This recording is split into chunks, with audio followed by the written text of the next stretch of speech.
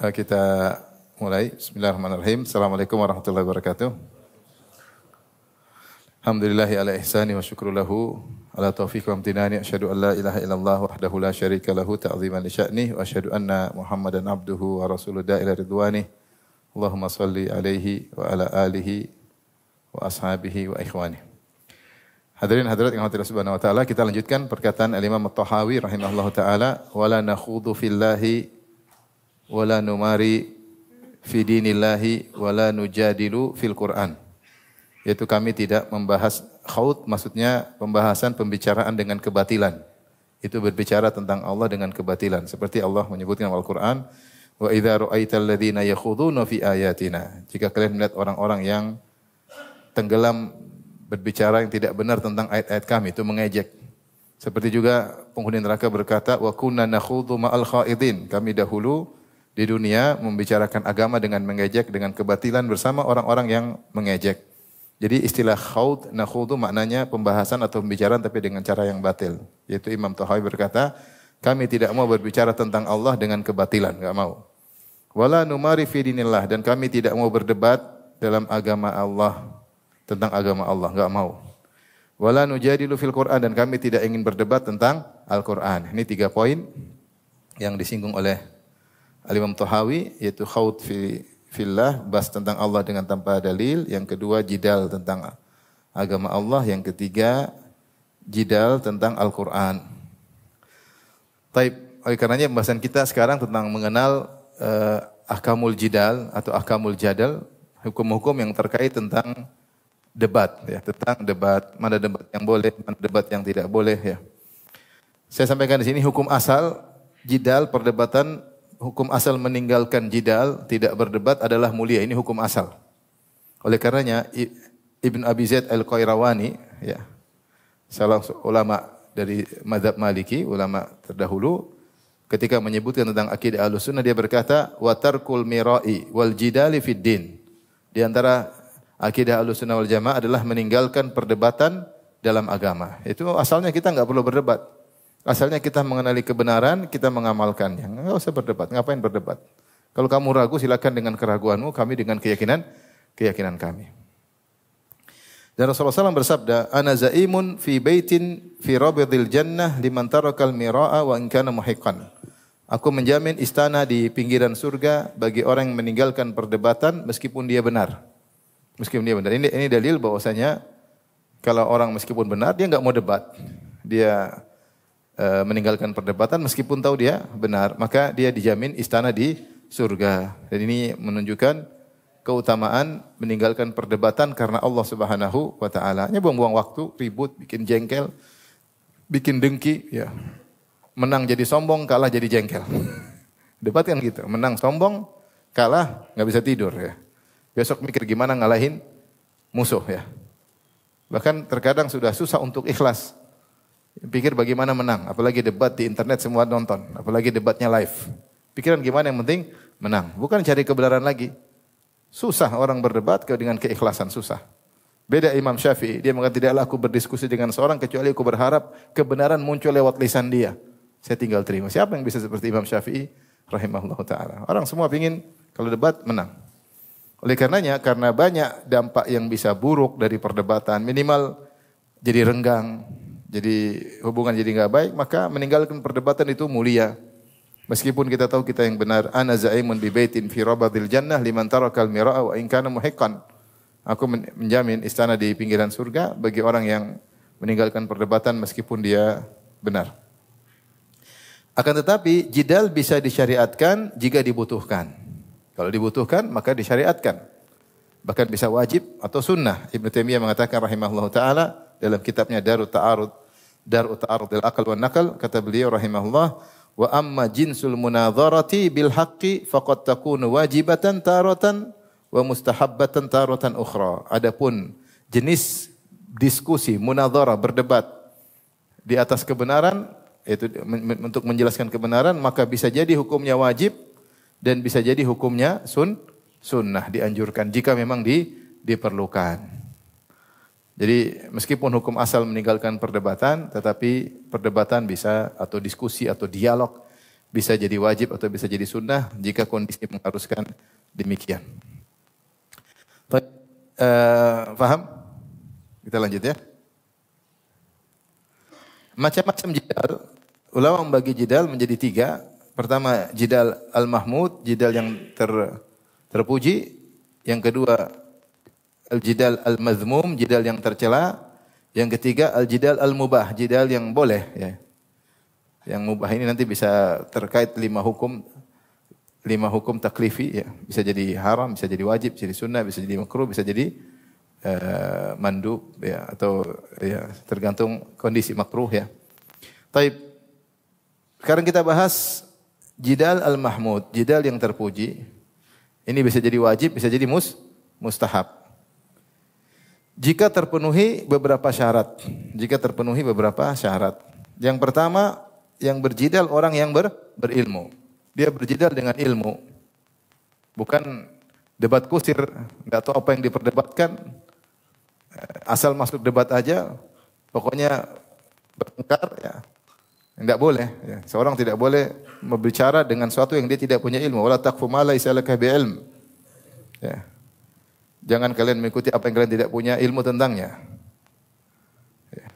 Falima tuhajuna fima laysa lakum bihi ilm. Kata Allah, kenapa kalian berdebat dengan kalian yang tidak punya ilmu tentangnya? Debat harus punya ilmu. Apa yang dia perjuangkan harus punya ilmu tentangnya. Jadi pertama harus orang yang punya berilmu tentang apa yang dia perdebatkan. Kalau enggak punya enggak usah masuk. Yang kedua ada maslahat. Dalam perdebatan tersebut. Misalnya ihqaqul haq, menetapkan kebenaran, mengkokohkan kebenaran dalam rangka untuk menunjukkan kebenaran, atau ibtalil batil dalam rangka untuk mengalahkan kebatilan. Ini boleh. Ada tujuan untuk perdebatan. Kalau tidak maka enggak perlu. Hukum asal enggak perlu. Kemudian yang ketiga, tidak menimbulkan kemudaratan yang sama, apalagi lebih parah. Jangan sampai ada kebatilan tersebar, kemudian dia debat, dampak dari debat tersebut ternyata memunculkan kemudaratan yang sama, kalau sama berarti buang-buang waktu aja, atau lebih dahsyat, lebih parah. Gara-gara debat tersebut ternyata kebatilan lebih tersebar, ternyata dakwah semakin dihalangi, ternyata menimbulkan fitnah, ada yang dibunuh, ada yang enggak usah. Karena masalah munadharah ini termasuk amar ma'ruf nahi mungkar. Kaidahnya munadharah, perdebatan melawan ahlul batil ini termasuk amar ma'ruf nahi mungkar, dan amar ma'ruf nahi mungkar persyaratannya tidak boleh menimbulkan kemungkaran yang lebih besar.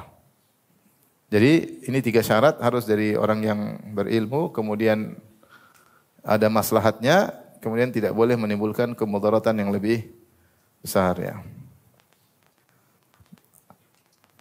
Rasulullah bersabda, "Jahidul musyrikina bi amwalikum wa anfusikum wa alsinatikum."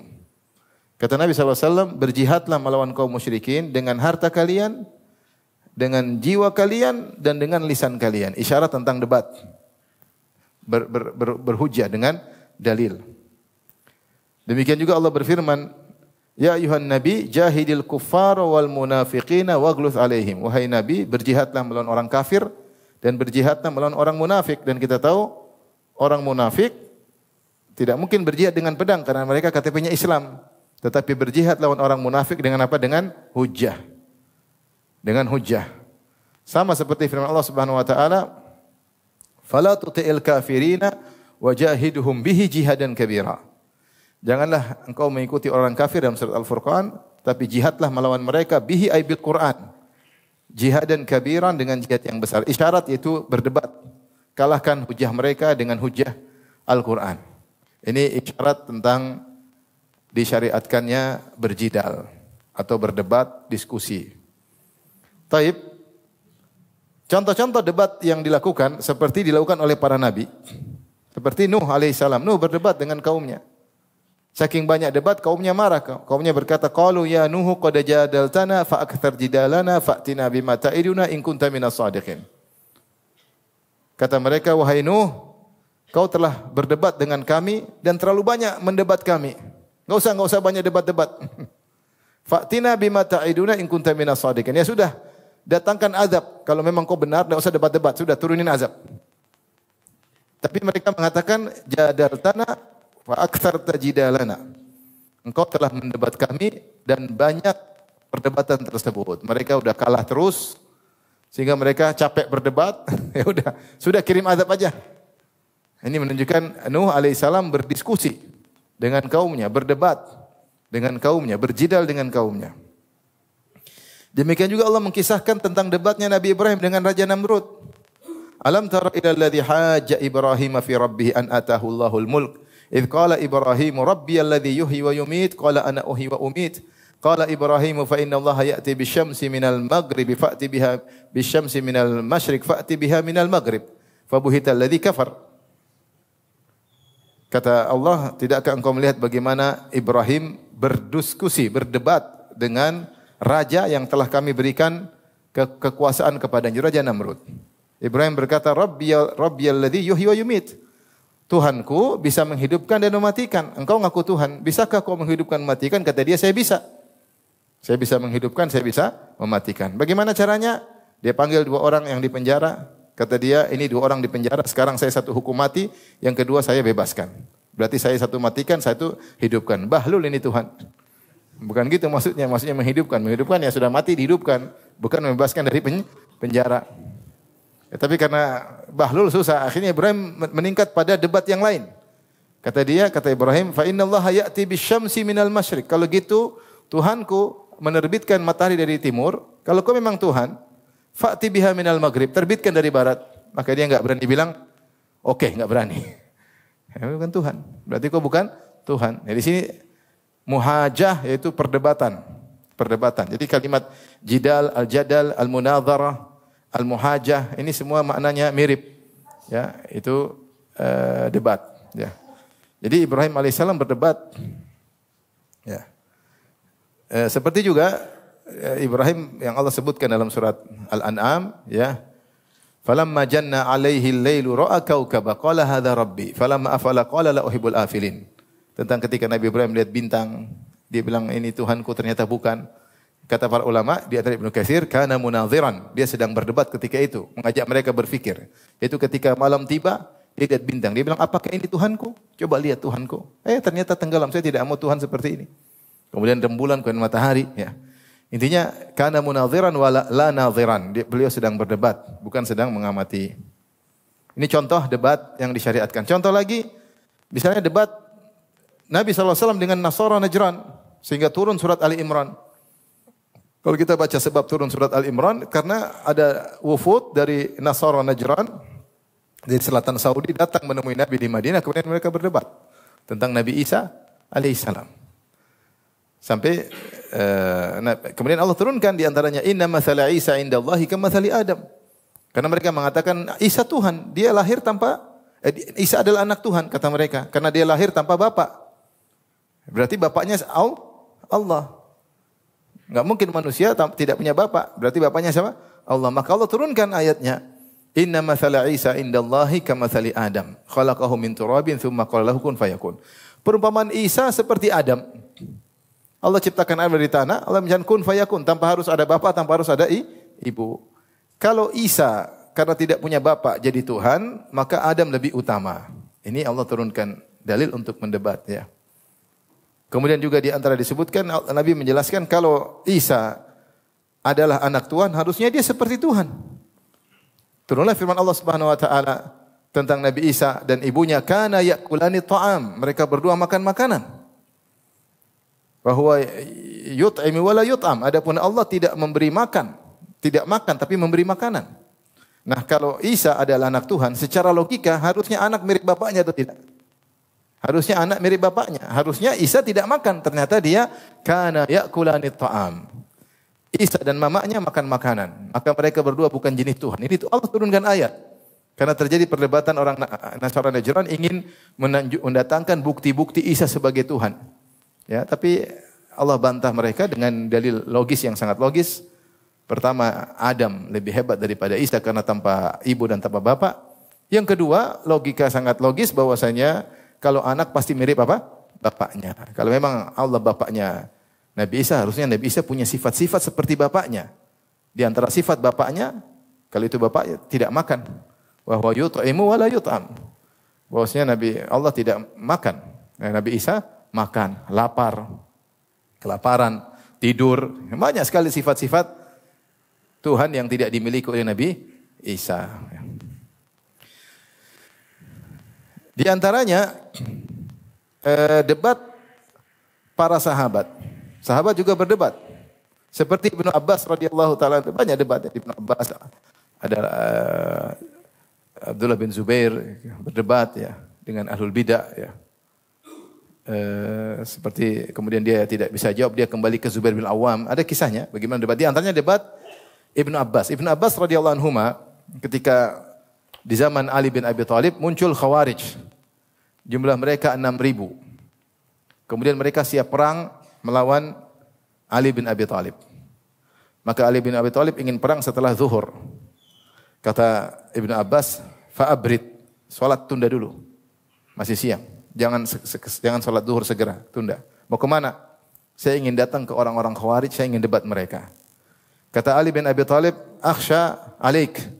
Saya khawatir keburukan menimpamu. Kata Ibnu Abbas, tenang, saya akan datang kepada mereka. Siapa tahu mereka sadar. Ibnu Abbas pun masuk ke markas Khawarij. Sendirian. Dia pakai baju yang indah, dia berhias, pakai baju yang baik, bagus. Maka begitu mereka melihat Ibnu Abbas, Ibnu Ammi Rasulullah, sepupunya Muhammad, punya Rasulullah SAW. Kenapa kok pakai baju yang indah seperti ini? Orang Khawarij enggak suka. Maunya semuanya gembel-gembel. Maunya ibadah. Makanya mereka kan luar biasa ibadahnya. Wajah mereka pucat. Ya. Karena puasa terus sampai sholat malam terus ya. Mereka zuhud semuanya, tidak ada yang pakai baju yang bagus. Maka ketika mereka lihat Ibnu Abbas, mereka langsung mengingkari. Ya Ibnu Abbas, kenapa pakai baju yang bagus? Kata Ibnu Abbas, saya telah melihat Rasulullah pakai baju lebih bagus daripada ini.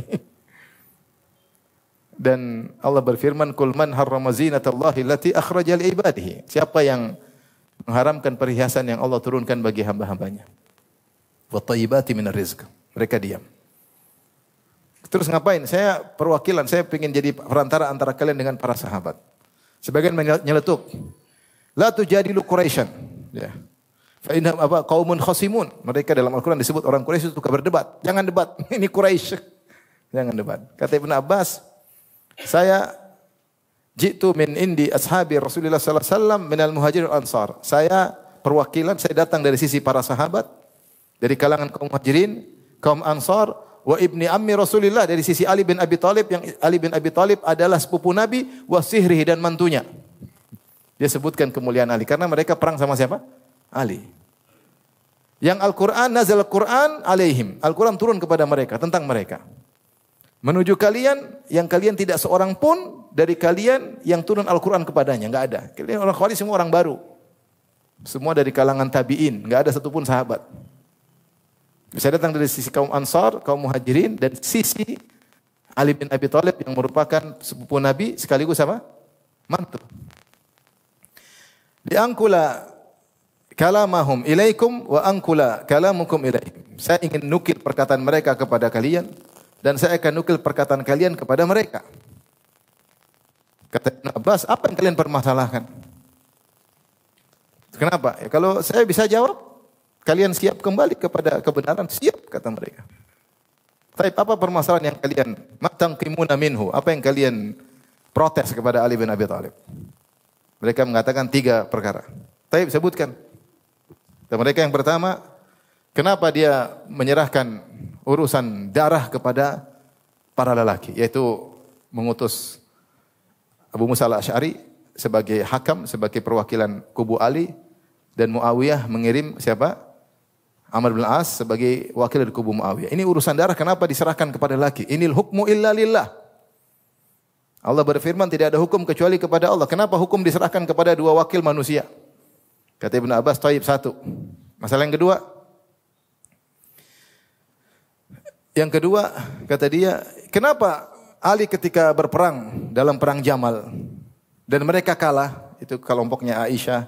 Tentu kisahnya panjang, tapi singkatnya ada kelompok Aisyah radhiyallahu anha, ada Zubair bin Awam, ada Thalhah bin Ubaidillah. Kenapa ketika mereka kalah, kenapa tidak diambil ghanimah dan tidak ditawan? Kan kenapa Ali tidak melakukan? Kalau mereka kafir, ya harusnya mereka ambil ghanimah dan ditawan. Kalau mereka muslim, kenapa diperangi? Oke. Yang kedua. Yang ketiga, Kenapa Ali bin Abi Thalib ketika kirim surat kepada Muawiyah ditulis min Amirul Mukminin Ali bin Abi Thalib. Dari Amirul Mukminin Ali bin Abi Thalib, kemudian Muawiyah protes, "Jangan tulis Amirul Mukminin, kami belum bayat engkau. Tulis dari Ali bin Abi Thalib." Kenapa Ali bin Abi Thalib hapus Amirul Mukminin? Kalau bukan Amirul Mukminin berarti Amirul Kafirin. Orang Khawarij bahlul-bahlul. Sudah, itu aja katanya. Kalau saya bisa jawab, kalian kembali, siap kembali. Mulai Ibnu Abbas bantah, debat. Ya, Ibnu Abbas pintar ya, kalau orang bahlul juga, oh iya, saya ikut kalian deh. Ternyata hujah kalian hebat. Ibnu Abbas datang kosongan dan dia siap, luar biasa, debat. Maka dia bilang yang pertama, kalian mengatakan Ali menyerahkan urusan darah kaum muslimin kepada Abu Musa dan Amr bin As radhiyallahu anhuma. Allah telah menyerahkan urusan yang lebih ringan daripada itu kepada para lelaki. Di antaranya masalah hewan. Thumun rubu' dinar yang dengan harga yang sangat murah, arnab, masalah kelinci. Kalau orang berburu kelinci, ada apa hukumnya? Kata Allah, ya ayyuhalladzina amanu la taqtulus sayda wa antum hurum. Wa man qatalahu minkum muta'ammidan fajazaa'un mithla ma qutila minan na'am. Ya, mithla ma yahkumu bihi dzawa adli minkum, ayatnya. Kata Allah Subhanahu wa taala, janganlah kalian berburu. Ya. Dalam surat Al-Maidah, ya. Mithlu ma qatala minan na'am. Wahai orang beriman, janganlah kalian membunuh, kalian sedang berihram, jangan kalian berburu. Siapa yang sengaja berburu ketika sedang ihram, maka harus ganti. Yang menentukan kadarnya adalah dua orang yang adil, kata Allah Subhanahu wa taala. Kata Ibnu Abbas, lihat kalau ada orang umrah ihram, pakai baju ihram, berburu arnab, berburu kancil, kelinci.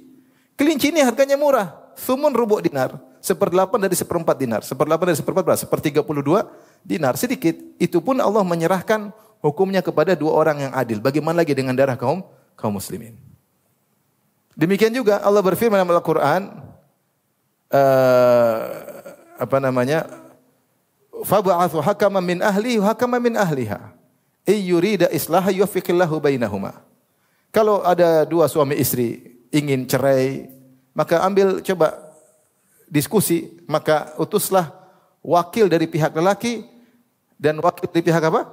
Wanita. Di sini Allah serahkan hukum masalah keluarga, cerai atau tidak diserahkan kepada dua orang lelaki, wakil wanita. Kata Ibnu Abbas, bagaimana lagi urusan darah kaum muslimin? Jadi tidak jumud seperti kalian ya.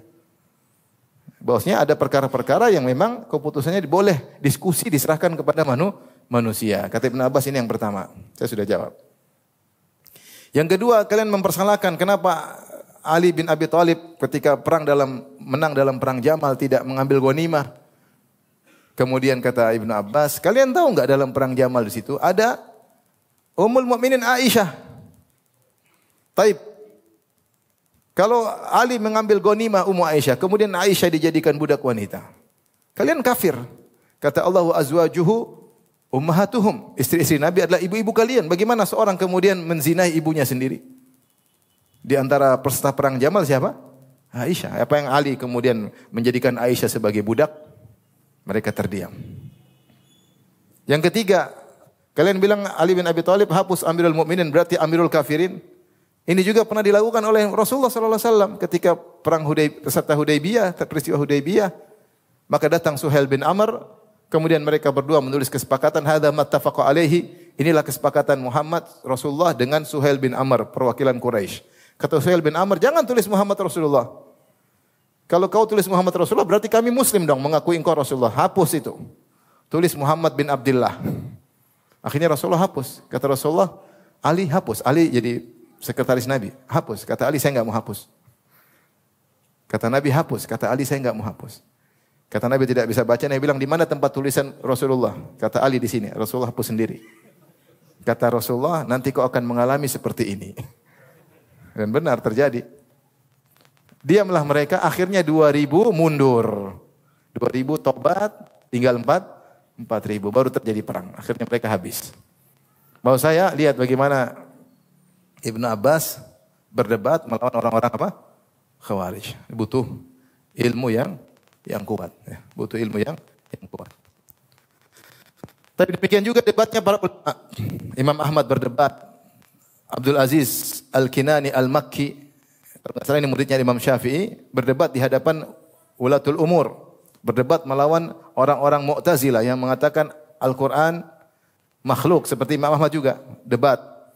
Dan sampai ditulis buku judulnya Al-Haidah wal I'tidhar. Itu bisa download. Situ dia ceritakan bagaimana dia berdebat.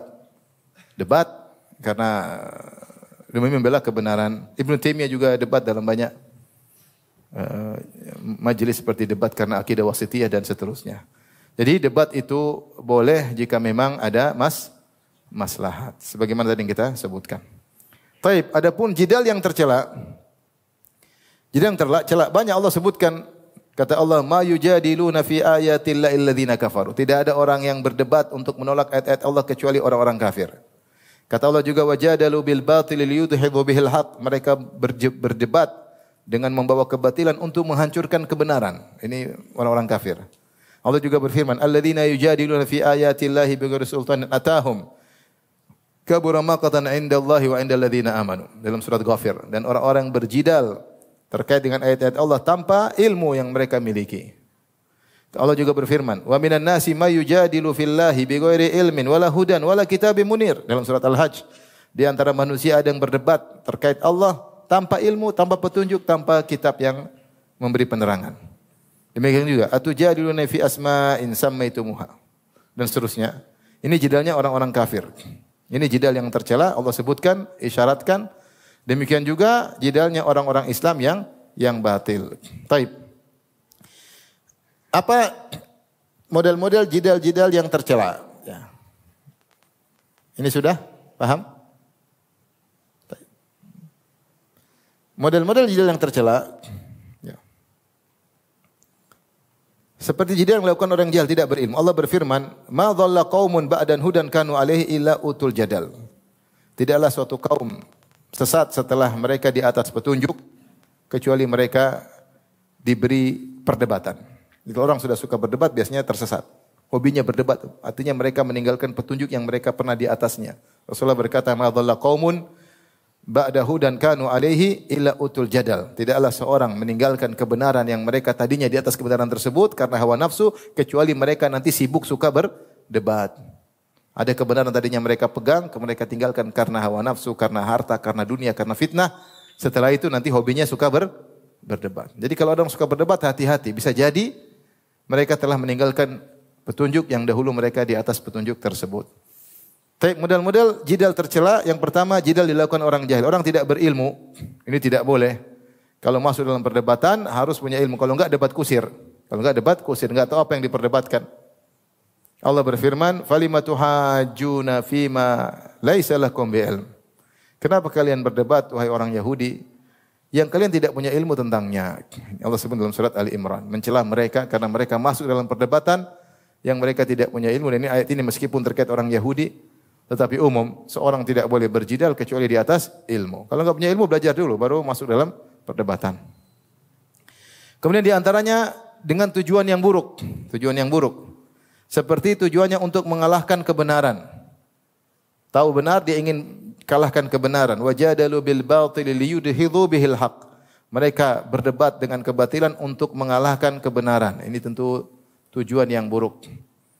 Yang kedua di antara tujuan yang buruk adalah untuk menunjukkan tingginya diri, menunjukkan dia jago, maka dia pun berdebat. Dan ini terjadi terkadang sebagian penuntut ilmu, ada syekh datang kemudian dia siapkan bahan-bahan kemudian dia debat syekh tersebut di hadapan umum untuk menunjukkan dia jago padahal dia sudah persiapan.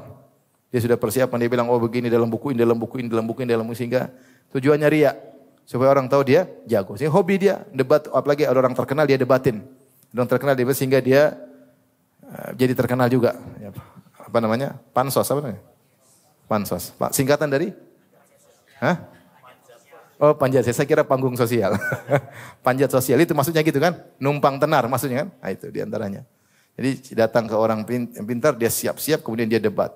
Atau tujuan yang lebih parah lagi untuk menjatuhkan orang alim. Orang ini alim tapi namanya orang alim gak ada yang sempurna. Kemudian dia debat, dia kalahkan dan dia tujuan memang ingin menjatuhkan orang alim tersebut, maka ini juga tujuan yang tercela. Orang kalau ingin debat cari kebenaran, diskusi benar-benar gak tahu. untuk diskusi atau untuk menampakkan, membatalkan kebatilan atau untuk memantapkan kebenaran, itu tujuan yang benar. Adapun tujuan-tujuan tidak benar, maka tidak ada faedahnya. Tidak ada faedahnya. Dan ini adalah debat yang terlarang. Debat yang terlarang. Atau diantaranya model jidal yang tidak benar, tetap jidal setelah jelas kebenaran. Yujadilunaka fil haqqi ba'da ma tabayyana ka'annama yusaquna ilal mauti wa hum yanzurun. Dalam surat Al-Anfal Allah menegur para sahabat yang tetap mendebat Nabi padahal mereka sudah jelas kebenaran terkait perang Badar. Kata Allah, yujadilunaka fil haqqi ba'da ma tabayyana. Mereka berdebat dengan engkau terkait dengan kebenaran padahal setelah jelas kebenaran bagi mereka. Hati-hati, kalau seorang sudah jelas kebenaran, dia harus terima. Jangan karena untuk harga diri sehingga dia menolak, ya. Jadi orang seperti kalau udah debat, dia tahu dia kalah, dia muter kanan, muter kiri, namanya haidah. Itu istilah bahasa Arab namanya haidah. Maka buku yang tadi Abdul Aziz Al-Makki atau Al-Kinani, dia tulis bukunya Al-Haidah. Kenapa lawan debatnya ini enggak fokus, begitu terkenal mau kalah, dia lari kanan, lari kiri. Enggak masuk pada fokus poin perdebatan. Enggak nyambung, kita bicara dia nyambung yang lari yang lain. Karena tahu dia bakalan apa? Kalah. Ya. Ini seperti debat, seperti orang yang enggak benar, dia enggak fokus. Ya sudah, kalau memang cari kebenaran, fokus satu persoalan, selesai, oh ya kamu yang benar. Oh ya, masalah kedua. Karena dia enggak mau kalah, dia ke kanan, ke kiri, ke kanan, ke kiri, haidah. Ya. Ngeles, ke kanan, ke kiri. Ya. Sudah tahu kebenaran, tetap mendebat. Ini enggak boleh, ini ngeri seperti ini. Hati-hati, kadang orang udah tahu kebenaran, dia tetap menolak, bisa jadi dia dihukum menolak kebenaran selanjutnya. Ya. Kata Allah Subhanahu wa taala, "Wa nuqallibu afidatahum wa absaruhum kama lam yu'minu bihi awwala marrah." Ini ayat bahaya. Maksudnya maknanya sangat berbahaya bagi orang yang mengingkari kebenaran. Kata Allah, "Wa nuqallibu afidatahum wa absarahum." Kami palingkan hati mereka dan pandangan mereka kama lam yu'minu bihi awwala marrah, sebagaimana mereka di awal kali tidak mau beriman. Akhirnya mereka tidak beriman terus. Kalau seorang sudah melihat kebenaran, kemudian gara-gara duniawi dia tinggalkan kebenaran tersebut, ke depannya Allah palingkan dia, hatinya tidak bisa lagi terima kebenaran sebagai hukuman karena dia pernah tahu kebenaran, kemudian dia berpaling dengan sengaja. Dan itu berbahaya. Sehingga dia berpaling terus karena akibat dia sudah tahu kebenaran dia tolak. Makanya sebagian orang kalau sudah sesat terus, susah. Membalikkan dia susah, dia karena dari awal dia sudah seperti itu, dia tahu kebenaran. Tapi dia ngeyel, dan inilah kesombongan yang sangat luar biasa. Ketika Rasulullah SAW menyebutkan tentang sombong, kata Rasulullah SAW, batarul haqq wa ghamtun nas, menolak kebenaran dan merendahkan manusia. Rasulullah menyebutkan menolak kebenaran nomor 1, nomor 2 baru merendahkan manusia. Kenapa? Karena menolak kebenaran terkait dengan Allah. Kalau merendahkan manusia terkait dengan makhluk, tapi menolak kebenaran, tahu ini kebenaran dari Allah dan Rasulnya, terus kau nekat menolak, ini sombong luar biasa. Sombong luar biasa. Karena hawa nafsu. Lebih sombong daripada meremehkan orang lain. Maka hati-hati kalau itu kebenaran, taruhlah kita enggak bisa melaksanakan. Tapi ya benar, itu benar. Saya belum bisa. Memang saya salah. Tapi itu berat. Orang kalau sudah terlanjur mengucapkan perkataan, statement yang sudah tersebar, dia untuk menarik kembali susah banget. Untuk menyatakan saya memang salah, susah. Nanti kalau udah ketahuan, oh kemarin saya cuma main-main aja. Cuma iseng-iseng aja. Saya cuma nyamar jadi Wahabi. Macam-macam orang, karena dia udah malu. Nah, ini dia seperti itu. Katanya sudah tahu kebenaran, nekat untuk meninggalkan. Dampaknya nanti berikutnya dia akan terus meninggalkan apa?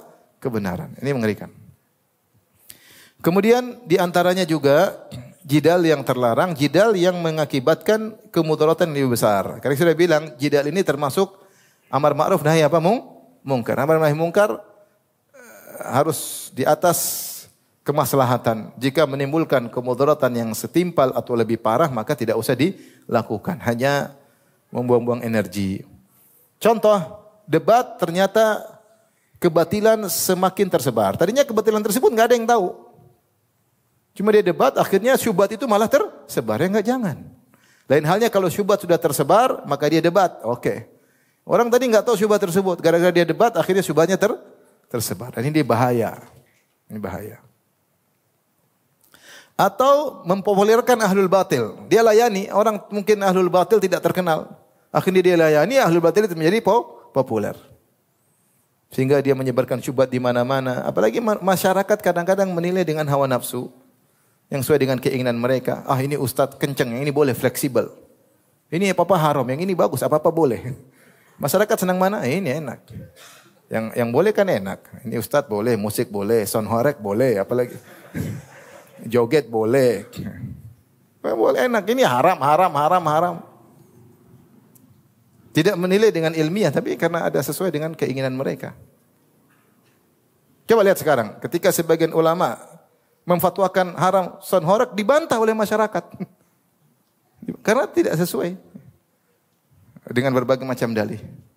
Ulama mereka sudah bilang haram, tetap aja. Apalagi kita yang bilang. Maksud saya, ketika kita berdebat ternyata mempopulerkan sebagian ahlul batil, akhirnya dia semakin populer, dia semakin menyampaikan syubhat-syubhat dia, dan kalau sesuai dengan keinginan masyarakat, sedikit aja sesuai, mereka akan berpegang teguh dengan pendapat tersebut. Oleh karenanya kalau tidak bermanfaat atau berbahaya, enggak usah debat, enggak usah digubris. Serahkan kepada Allah Subhanahu wa taala. Serahkan.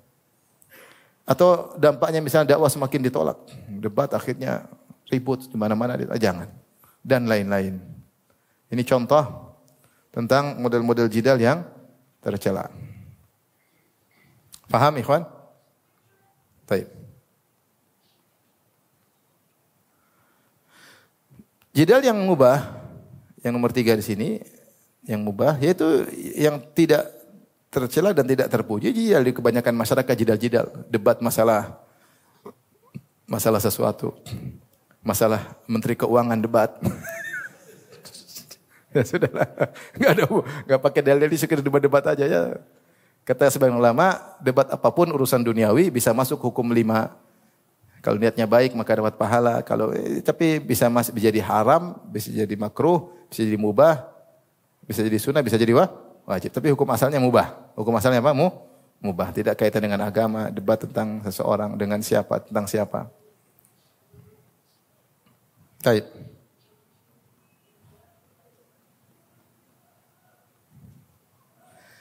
Adapun model-model jidal yang tercela terkait dengan Al-Quran. Berapa menit lagi, Zan? 3 menit. Di antaranya, kata At-Tahawi setelah itu, wala nujadilu fil Quran. Poin ketiga dia berkata, wala nujadilu fil Quran, kami tidak berjidal tentang Al-Quran. Model-model jidal yang tercela terkait Al-Quran. Yang pertama, jidal untuk mendustakan Al-Quran. Mereka mengatakan, mana Allah turunkan Al-Quran? Mana Allah turunkan Al-Quran? Maka Allah, ini mereka mendebat. Kata Allah, wa ma qadarullah haqqa qadri idh qalu ma anzalallahu ala basyarin min syai'. Mereka tidak mengagungkan Allah sebagaimana mestinya. Tatkala mereka berkata, Allah tidak pernah menurunkan sesuatu kepada seorang manusia. Jadi orang musyrikin kan ngaku, mereka tahu ada Allah. Yang mereka tidak ngakui, Muhammad ini utusan Allah. Yang mereka tidak akui, Al-Quran Allah turunkan kepada Muhammad. Tapi mereka tahu ada Allah. Makanya mereka mengatakan, ma anzalallahu ala basyarin min syai'. Allah tidak pernah menurunkan sesuatu kepada manusia. Maka Allah bantah setelah itu. Qul man anzalal kitabal ladzi jaa'a bihi Musa nuran wa hudal linnas. Kalian musyrikin tahu sebelumnya ada orang Yahudi. Bukankah Yahudi Allah pernah turunkan wahyu Taurat kepada Musa? Muhammad bukan suatu yang baru. Qul ma kuntu bid'an minar rusul. Aku bukan rasul yang baru. Sebelumku sudah ada rasul-rasul sebelumnya. Sebelumnya ada rasul-rasul yang Allah turunkan wahyu kepada mereka. Di antaranya Nabi Musa. Ini debat untuk mendustakan Al-Quran. Kita lanjutkan model jidal yang tercela terkait Al-Quran. Yang kedua, jidal untuk mentahrif kandungan Al-Quran. Itu menyimpangkan kandungan Al-Quran. Dilakukan oleh banyak. Seperti orang-orang yang bela kesyirikan. Mereka bela dengan sebagian ayat untuk dijadikan hujah. Bolehnya berdoa kepada selain Allah. Banyak kita seperti dibahas dalam kitab Kasyfus Syubhat. Ada ayat-ayat mereka jadikan pegangan untuk minta-minta kepada penghuni kubur. Ya. Tentunya semuanya kebatilan. Contoh kaum musyrikin, mereka protes. Ya. Seperti dalam surat Al-Anbiya, Allah mengatakan, innakum wa ma ta'buduna min dunillahi hasabu jahannam antum laha waridun. Lau kana haula'i alihatan ma waraduha. Kata Allah Subhanahu wa taala, sungguhnya kalian dan apa yang kalian sembah akan menjadi bahan bakar neraka jahanam. Kalau yang kalian sembah Tuhan-Tuhan yang benar, tentu mereka tidak akan masuk dalam neraka. Ketika turun ayat ini sebagian musyrikin menjadikan ini dalil. Kata mereka, wahai Muhammad, Allah Al-Qur'anmu mengatakan, sungguhnya kami dan yang apa kami sembah, musyrikin yang apa yang disembah kaum musyrikin masuk neraka. Loh, bukankah yang disembah oleh kaum musyrikin ada Nabi Isa atau Uzair, kita juga nyembah malaikat. Ini riwayat disebut Tabari dalam tafsirnya. Berarti malaikat juga masuk neraka dong. Jadi mereka debat. Maka Allah turunkan ayatnya setelahnya, innalladzina sabaqat minnal husna ulaika anha mubadun. Sabaqat lahum minnal husna ulaika anha mubadun. Kata Allah, sungguhnya orang-orang yang telah tercatat yaitu mendapatkan surga, mereka akan terjauhkan dari neraka. Yaitu maksud ayat ini tidak semua sesembahan. Adapun sembahan-sembahan yang saleh seperti malaikat, Nabi Isa, Uzair dan yang lainnya maka tidak masuk dalam keumuman ayat ini, mereka dikecualikan. Jadi maksud saya mereka berdalil dengan apa? Dengan ayat untuk menolak ayat. Contoh lagi misalnya Nasoro pernah bikin problem, kata mereka Al-Quran salah. Allah berfirman dalam surat Maryam, ya ukhta Harun ma kana abuki imra'a sau'in wa ma kanat ummuki baghiyah. Wahai saudara Harun, bagaimana kau berzina, hamil tanpa suami, sementara bapakmu bukan orang buruk dan ibumu bukan wanita berzina. Kenapa Maryam disebut ukhta Harun? Padahal Maryam hidup bukan di zaman Nabi Harun, kata mereka. Nabi Harun jauh sebelum Maryam. Maka ditanyakanlah kepada Nabi, bagaimana bantah orang Nasara? Kata Nabi, biasa. Hum yusammuna abna'um bi asma'il anbiya. Mereka biasa namakan anak-anak mereka dengan nama-nama Nabi. Itu Harun bukan Harun Nabi. Maksudnya Harun yang hidup di zaman siapa? Maryam, disebut Harun. Ini jawaban pertama. Jawaban kedua, ya ukhta Harun, maksudnya wahai keturunan Harun. Yaitu Maryam dari keturunan Nabi Harun. Ini pendapat kedua. Seperti Allah mengatakan, wadhkur akhaw Adin. Ingatlah saudaranya kaum Ad. Maksudnya Nabi Hud. Nabi Hud dari kaum Ad dikatakan saudara kaum Ad. Maksudnya dari keturunan kaum Ad. Maksudnya mereka berdalil Al-Quran untuk menolak Islam. Orang liberalis apalagi berdalil dengan banyak ayat, berpuluh-puluh ayat untuk melegalkan semua agama benar masuk surga. Maka saya tulis dalam disertasi saya khusus untuk masalah ini, yaitu Al-Quran dan Sunnah, ayat-ayat dan hadis-hadis yang dijadikan dalil oleh pluralis dan liberalis untuk melegalkan agama mereka. Maka saya bantah. Maksudnya mereka juga berdalil Al-Quran untuk mentahrif, menyimpangkan makna Al-Quran. Sehingga kesimpulannya, Yahudi masuk surga, Nasrani masuk surga, Buddha masuk surga, Hindu masuk surga, Konghucu masuk surga, Kejawen semua masuk surga. Semua masuk surga. Jangan monopoli surga katanya, surga banyak. Ateis berdalil dengan Al-Quran untuk membuat orang ragu tentang Al-Quran. Qadariyah, Jahmiyah, intinya mereka berdalil Al-Quran dalam rangka untuk mentahrif makna Al-Quran. Di antaranya jidal untuk menyatakan Al-Quran makhluk, seperti dilakukan oleh orang Mu'tazilah. Al-Quran itu makhluk, maka mereka berdalil. Atau seperti Al-Quran ibarat an kalamillah, ini orang Asy'ariyah. Al-Quran itu bukan firman Allah, tapi ibarat dari kalamullah nafsi. Ibarat dari kalam nafsi Allah. Atau Al-Quran hikayah. Seperti orang-orang kullabiyah. Atau Al-Quran intaju thaqafi. Seperti perkataan liberal. Al-Quran produk budaya. Allah hanya menyampaikan ide pokok. Peran Allah dalam Al-Quran, Allah hanya menyampaikan ide pokok. Adapun Muhammad, dia yang menjabarkan dengan bahasa dia yang sesuai dengan zaman dia.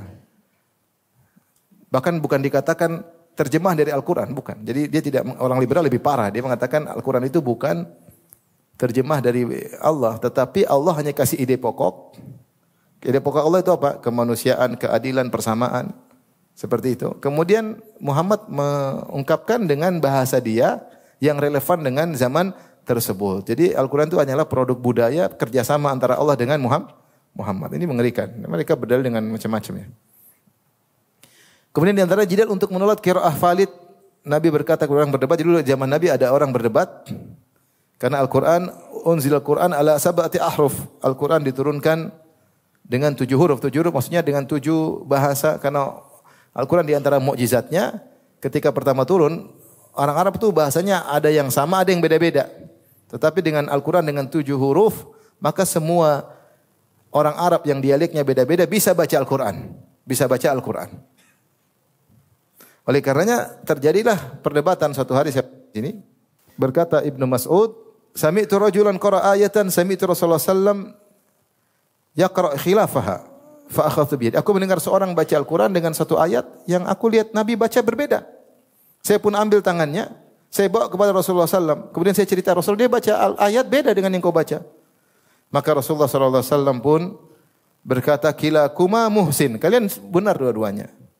Artinya yang kau baca sesuai dengan huruf saya, yang dia baca dengan huruf yang berbeda. La takhtalifu fa inna man kana qablakum ikhtalafu fahalaku. Janganlah kalian berselisih, sungguhnya umat sebelum kalian berselisih akhirnya mereka binasa. Ini riwayat Muslim. Maka ini adalah Al-Qur'an turun dengan 7 huruf sehingga terjadi perbedaan bacaan. Sampai akhirnya ketika Rasulullah sudah meninggal, terjadi perselisihan lebih. Karena masing-masing enggak tahu qiraah yang lain atau bacaan yang lain. Sampai Hudzaifah berkata kepada Utsman, "Adrik hadhil ummah, la takhtalif." Selamatkan umat ini jangan sampai mereka berselisih kama ikhtalafatil umamu qablahum, sebagaimana umat-umat sebelumnya berselisih. Ya, akhirnya fajama'an nas ala harfin wahid, ijtima'an sa'igan. Maka Utsman pun berijtihad, maka seluruh Quran dikumpulkan, kemudian kalau ada berselisih pakai huruf Quraisy, setelah jadi satu semuanya dibakar yang lain. Maka cukup satu supaya tidak berselisih. Dan ini boleh dalam syariat, ya. Karena pertama turun Al-Quran adalah untuk kemudahan, setelah